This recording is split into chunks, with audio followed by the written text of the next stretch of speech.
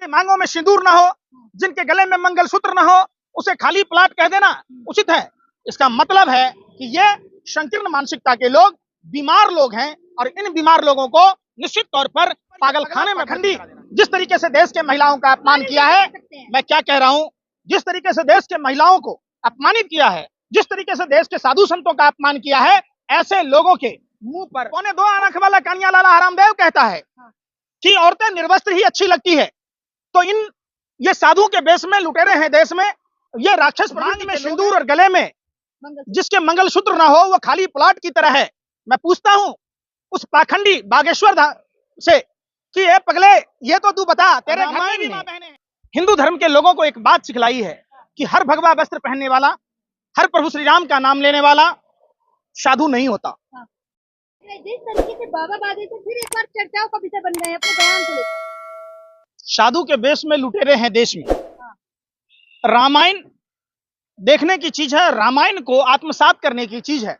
रामायण ने हिंदू धर्म के लोगों को एक बात सिखलाई है कि हर भगवा वस्त्र पहनने वाला, हर प्रभु श्री राम का नाम लेने वाला साधु नहीं होता।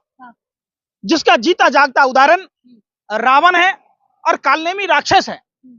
निश्चित तौर पर जिस तरीके से ये पगला डपोरशंखी पाखंडी बागेश्वर ने देश के महिलाओं का अपमान किया है, निश्चित तौर पर मोदी सरकार को इसके ऊपर एफआईआर दर्ज करानी चाहिए और देश के महिलाओं से माफी मांगनी चाहिए। अरे भाई सुन तो लो, मांग में सिंदूर और गले में जिसके मंगलसूत्र ना हो वो खाली प्लाट की तरह है।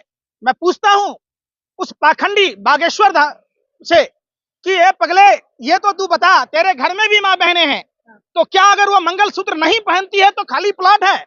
दूसरा उस पगला ने, उस पाखंडी ने, डपोरशंखी ने जो बातें कही है कि कुत्ते दो तरह के होते हैं, एक पालतू दूसरा फालतू, और उदाहरण के तौर पर हमारे देश के सत्य सनातनी धर्म के, हिंदू धर्म के जो साधु संत हैं उनका अपमान किया है। यह निश्चित तौर पर साधु संतों को भी उसके खिलाफ मोर्चा खोलना चाहिए। सुन तो लो, उसने साफ साफ कहा कि जो लोग गले में कंठमाला नहीं डालते वो फालतू कुत्ते की तरह हैं और जो लोग डालते हैं वो पालतू कुत्ते की तरह हैं। मैं ये बात साफ साफ कह दूं कि देश हिंदुओं की सबसे बड़ी आबादी गले में कंठमाला नहीं डालती, और जो लोग कंठमाला डालते या तो वो रविदास जी को मानते हैं, कबीर साहब को मानते हैं, या जो वैष्णव परंपरा है जिसको मानते हैं। निश्चित तौर पर ये सभी पूरे देश का अपमान है, तो ऐसे डपोरशंखियों के ऊपर कार्रवाई होनी चाहिए। दूसरा, 2.25 आंख वाला कानिया लाला हरामदेव कहता है कि औरतें निर्वस्त्र ही अच्छी लगती है। तो ये साधु के बेस में लुटेरे हैं देश में, ये राक्षस प्रवृत्ति के लोग हैं, और एक सच्चे हिंदू होने के नाते सभी लोगों को इसका विरोध करना चाहिए। चमत्कारी है, चमत्कार दिखाते हैं। ये कौन सा चमत्कार है कि बाबा देश की महिलाओं के मांग में सिंदूर और गले में मंगलसूत्र ढूंढती है? एग्जाम्पल दिया, क्या का एग्जाम्पल भैया? आप एक बात बताओ, क्या सेंस है? क्या कोई दलित वर्ग का आदमी, कोई पिछड़ा आदमी या कोई मुसलमान ये शब्द बोला होता तो आज ये अंडोले सड़कों पर आ गए होते। देश के महिलाओं का अपमान नहीं सहेगा हिंदुस्तान, ये तय करना होगा मोदी सरकार को और उन भाजपा के नेताओं को जो बागेश्वर को, इस पगले को जो इतना प्रोजेक्ट कर रहे और पूरे देश में उसका साथ दे रहे, इस पगले का साथ देने वाला पागल ही दे सकता है। तो निश्चित तौर पर कैसे कह सकते हैं? लाखों की संख्या में लोग श्रद्धालु आते हैं। कोई श्रद्धालु नहीं है।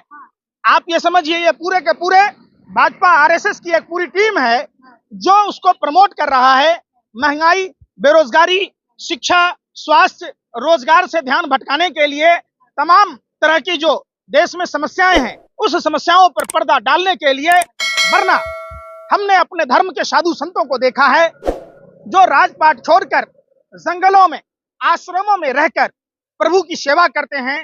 और पागल कहेंगे बागेश्वर बाबा को। निश्चित तौर पर यह पगला पाखंडी जिस तरीके से देश के महिलाओं का अपमान किया है, मैं क्या कह रहा हूं, जिस तरीके से देश के महिलाओं को अपमानित किया है, जिस तरीके से देश के साधु संतों का अपमान किया है, ऐसे लोगों के मुंह पर थूकता है। आप देखिए ये पाखंडी हाँ। जब उड़ीसा में बालासोर में रेल हादसे हुए, हाँ। कहा किसी ने पर्चा नहीं निकाला, हमसे कहा नहीं, अर्जी नहीं लगाया। हाँ, तो अरे अर्जी भैया लगाई ना। तुम कैसे साधु संत हो जो लोक कल्याण की बातें ना करते, लोगों की सुरक्षा की बातें ना करते, माँ बहन बेटियों की इज्जत आबरू बचाने की बात न सुरक्षा कहते। की बात करते हैं, कैसी निश्चित बात कर रहे हैं? आप निश्चित तौर पर आप दलाल हैं। हिंदू आप राष्ट्र की बात कर रहे हैं। कौन सा हिंदू राष्ट्र? जिस हिंदू राष्ट्र में जिनके मांगों में सिंदूर ना हो, जिनके गले में मंगलसूत्र ना हो, उसे खाली प्लाट कह देना उचित है।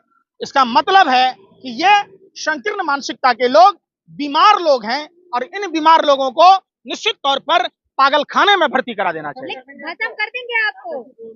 भेज दो ना, चाइना बॉर्डर पर भस्म कर दें चाइना वालों को, भेज दो पाकिस्तान में भस्म कर दें।